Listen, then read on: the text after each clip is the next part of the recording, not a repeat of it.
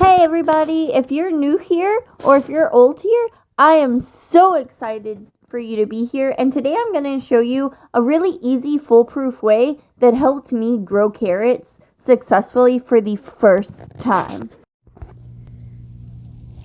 So today I'm in my garden. I'm going to show you my carrots. Now, I grow carrots a lot different than other people. This one has only been growing for, I don't know, about 40 days. So that's not bad for a carrot grown in mulch.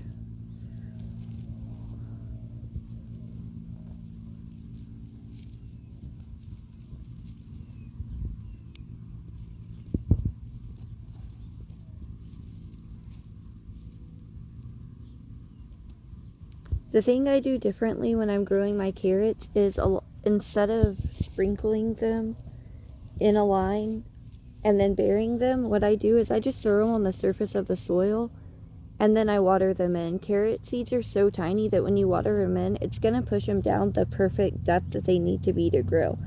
And that's really helped with my germination rates. Now, I grow my carrots in mushroom compost just like I grow everything else. And so far, it really hasn't been an issue. So what you're seeing now are all of the different rates of germination of the carrots throughout my garden. I start some at one point, and then every couple of weeks I go ahead and I sprinkle more carrots along the surface of the soil.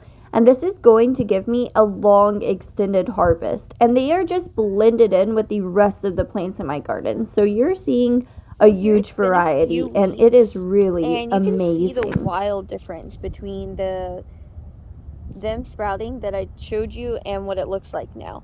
So here are our new Carota carrots right here.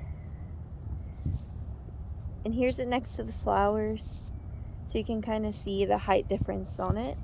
And this is what I meant by we grow it with other plants. You can see our cilantro, bee balm. These are a mix of parrot market and oxheart carrots. So these are going to be those massive 1-pound carrots that you see. I got mine off of Baker's Creek, and here's kind of what they look like. So it gives you a big idea. And the Paris markets are really tiny button-like carrots. They can be similar in shape, but they're much, much smaller. So here we have our mint, and up against these we have a longer day carrot. The new Carota is going to take about 40 to 60 days. Oxheart's going to take pretty long, closer to 90 days plus for me, sometimes up to 120. But for me, these carrots right here, the kaleidoscope mix, and they have a mixture of yellows, whites, and deep reds, almost purples. And for me, the yellows and whites take much longer and are not sweet at all. They're actually a spicy taste and sometimes even bitter. So even way over here, we kind of have some more just hanging out and growing amongst all the flowers. So this has been a really efficient way for us to grow carrots because they kind of blend in and they shade. It provides beauty, but it's also really versatile. And the hot Texas heat really hasn't been an issue for us, which is really nice because I was terrified when I first started that heat would be an issue since they're a winter crop. But here we are. It's April right now. We've had consistent minimum 75 to 85 degree weather throughout the days, even when it's rainy. So